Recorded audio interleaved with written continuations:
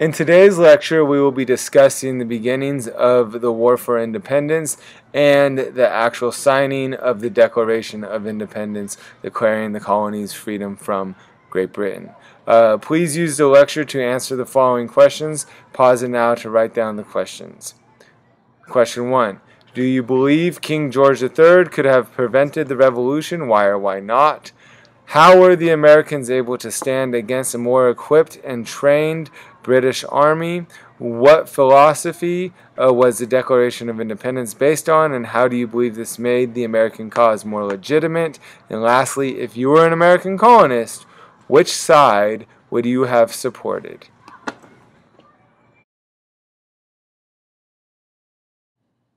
As problems with Great Britain increased, leaders from the colonies decided that they needed to do something about it. So they organized the First Continental Congress.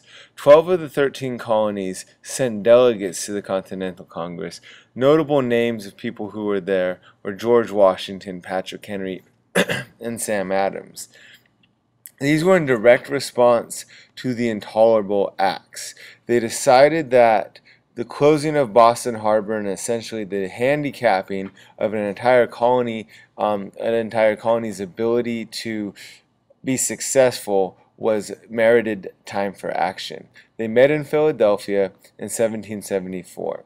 This is the first colony-wide organized actions against the British Empire.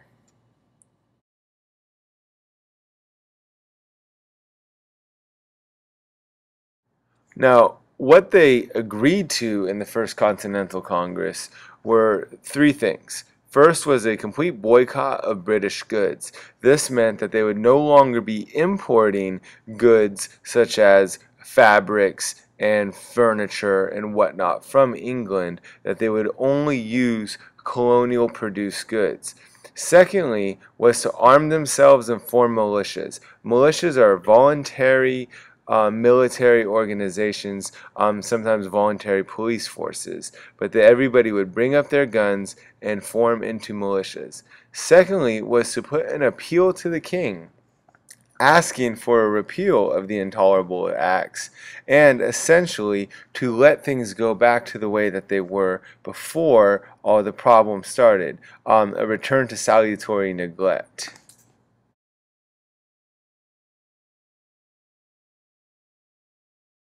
Now, King George III refused to acknowledge the colonists' grievances. In fact, he scoffed at them.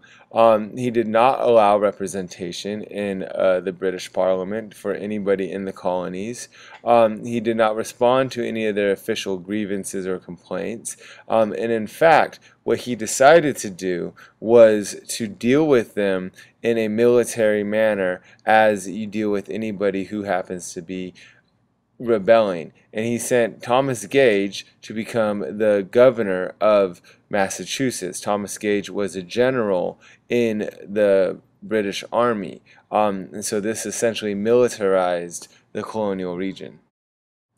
Gage was also responsible for removing any weapons that the colonial militias had stockpiled and disarming and disbanding those militias.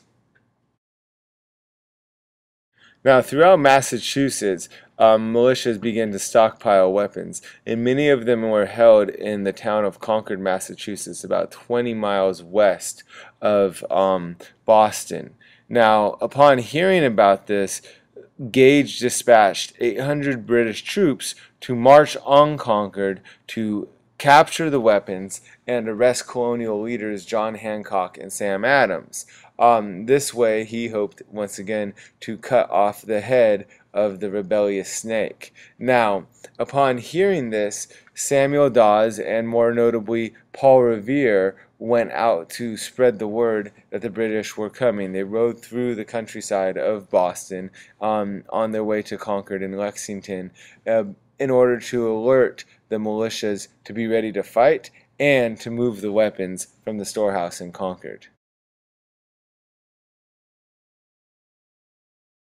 Colonial militiamen were known as Minutemen because they needed to be ready to fight within a minute's notice. Now, As the men of Lexington heard the call from Revere, 70 of them rushed to the village green in Lexington to repel the Brits. Now, the only problem here was there was 800 British soldiers and only 70 of them. The first skirmish lasted a mere seconds, and nobody's sure who fired the first shot. But what that first shot did was launch England and the colonies into a war.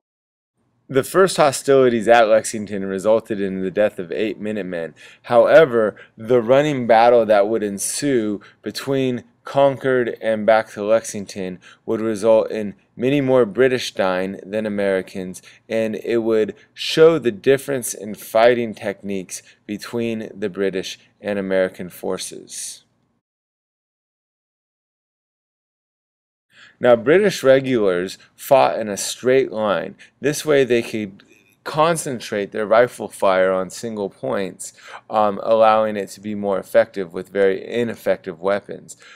The colonists did not fight like this, however. They fought at what we would call guerrilla warfare, meaning they hid behind walls, trees, in trees. They surprised attacked, they attacked from the behind, all in an attempt to lessen the numerical advantage of the British forces. Now, as we see on this map, after the British got to Concord, they encountered over 4,000 militiamen on their way back and were peppered with bullets all the way back to Boston. This was a resounding defeat for the British.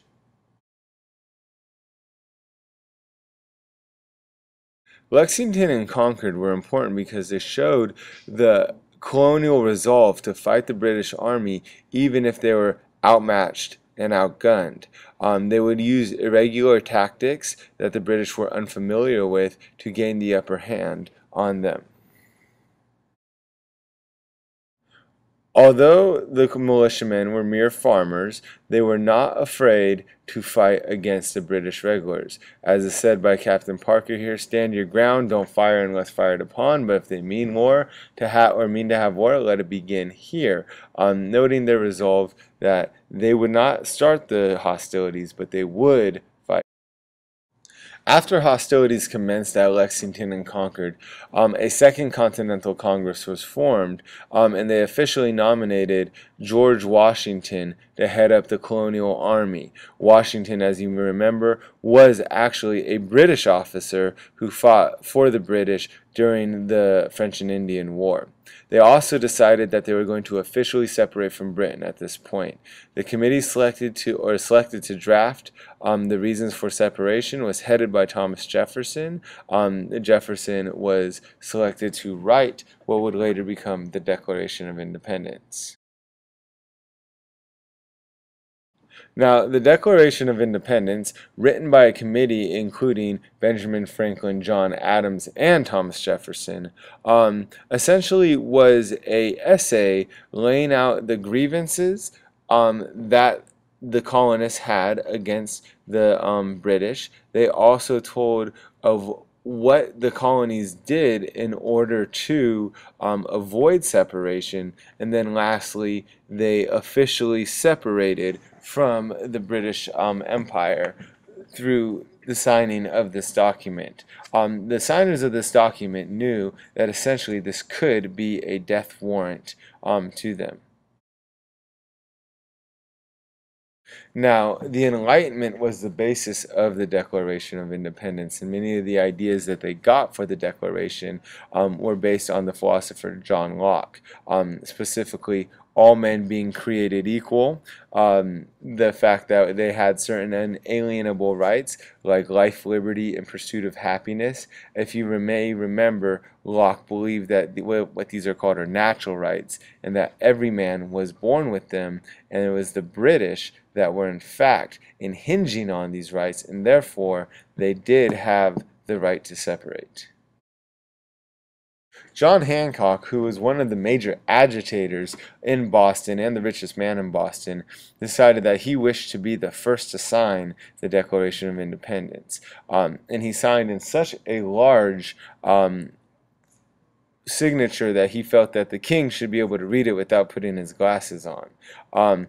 Basically, with signing this, they all knew that they were going to either win or be killed. They pledged their fortunes, they pledged their lives to a new country. As Benjamin Franklin said, we must all now hang together, or most assuredly, we will hang separately. While Independence Day in the United States is celebrated on July 4th, the Declaration was actually signed on July 2nd. However, it is a day that we celebrate every year, commemorating the independence of our country. Now it was time to pick sides. Many people needed to either become patriots or loyalists. A patriot was somebody who supported the revolution. A loyalist was an American who supported the king. Now the other people involved here were the redcoats or lobsterbacks, and those were the British Army. If you were a British soldier, you would have been conscribed into the British Army and you would have served for life. The choice between loyalist and patriot depended on where your alliances led or fell, and essentially how long you had been in the colonies. Many of the patriots had family that had been there for hundreds of years. Go ahead and pause it right now and finish writing down your answers to the questions. And please make sure you include direct evidence from the lecture in order to support your answers. Answer in complete sentences. This will be collected tomorrow. Thank you very much. Goodbye.